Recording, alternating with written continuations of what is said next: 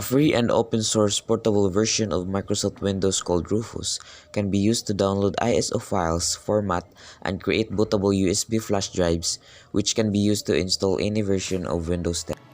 Launch your search engine to download Rufus, then search for Rufus download or simply visit the site rufus.ie.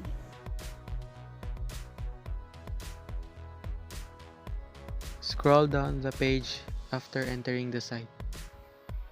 Click Rufus 3.21. Step 4. Insert your USB and wait for it to download. Rufus, then click Open and you will be asked, do you want to allow this app to make changes to your device? Click Yes.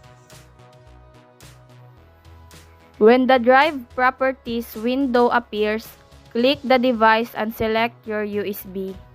Choose a disk or ISO image in the boot section.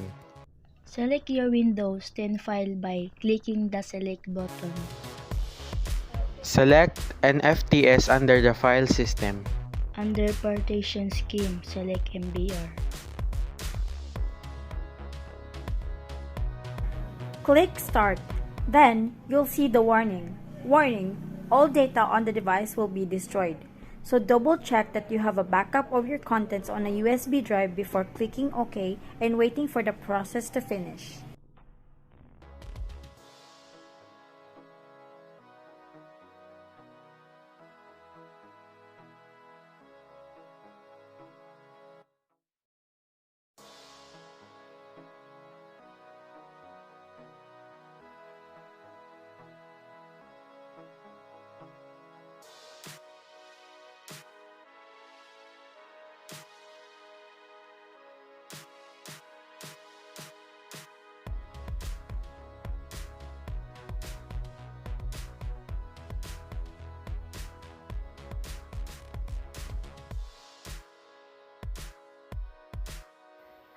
When it's finished, it should say Ready, at which point you may close Rufus and eject your USB flash drive to create a bootable USB drive for a Windows 10 that is ready to install Windows 10.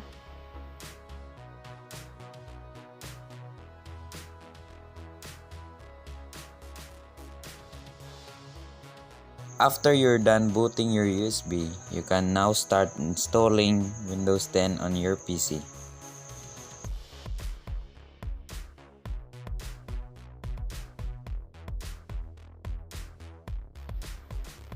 Turn on the computer after inserting the USB bootable flash drive containing the Windows 10 installer.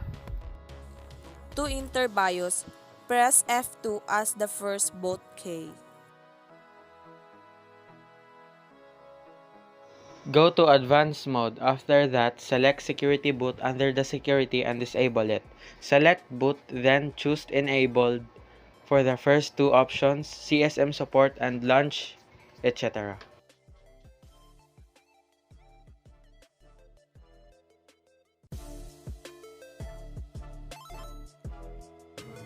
Save and exit when you're finished. After that, press Escape on your keyboard.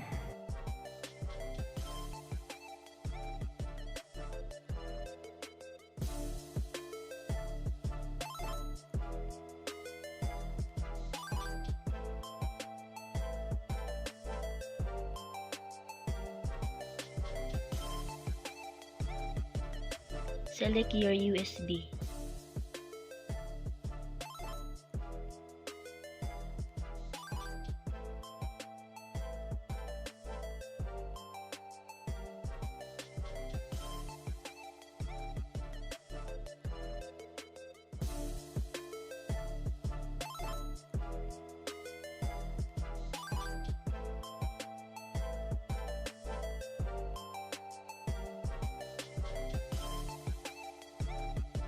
In the following screen, you can configure your language, time zone, currency format, keyboard and input method. Make your selections and then click Next to continue.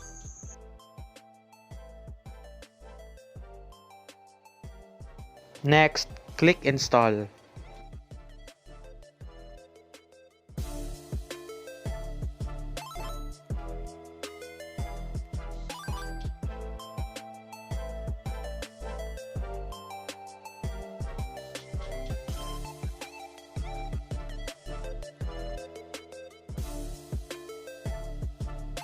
After reading the licensing conditions, click I accept.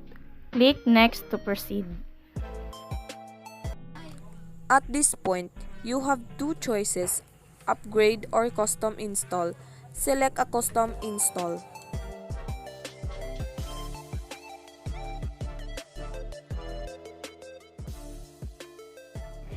It's time to let the installer know which drive will hold the copied Windows files. You can now divide the current disk into smaller virtual disks, recommended for bigger disks. Select the only unformatted disk if you have one, then click Next. All necessary partitions will be created by the installation. In our case, we must delete all the partitions while maintaining and clicking on the available space. Make a new one and divide it in half. Afterwards, click Apply and OK. Select Recovery Partition.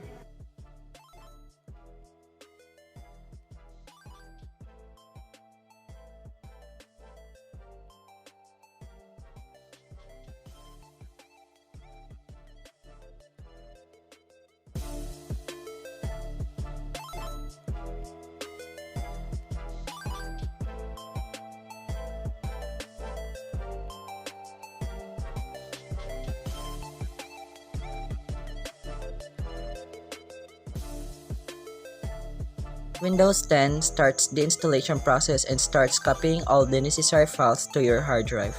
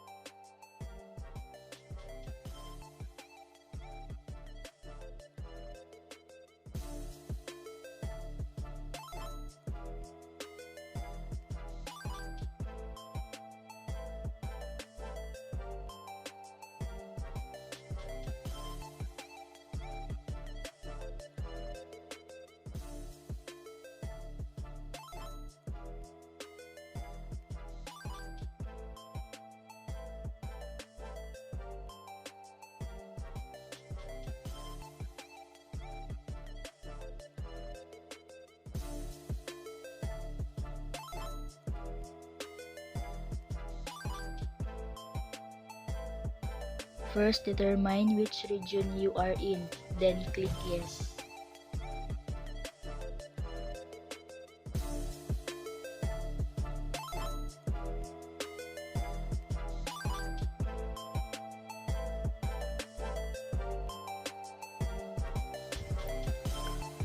Make sure the keyboard layout is correct. If you also use another keyboard layout, you can add that next.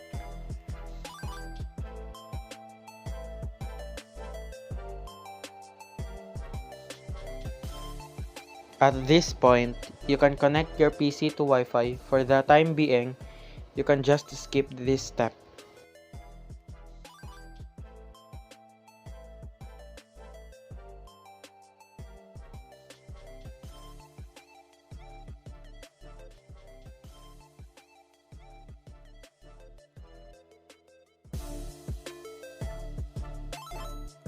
In this step, you must enter the name you have chosen for your computer.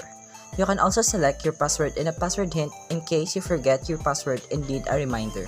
If you don't want to put a password in, you can just keep it.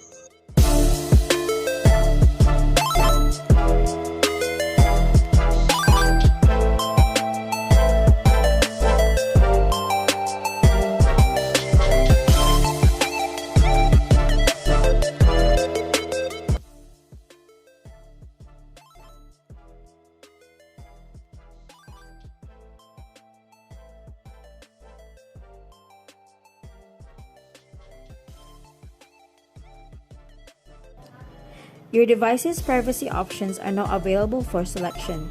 After configuring, click Accept. After the 16th step, all you have to do is wait for the system to load as it sets up your account and takes care of a few other things.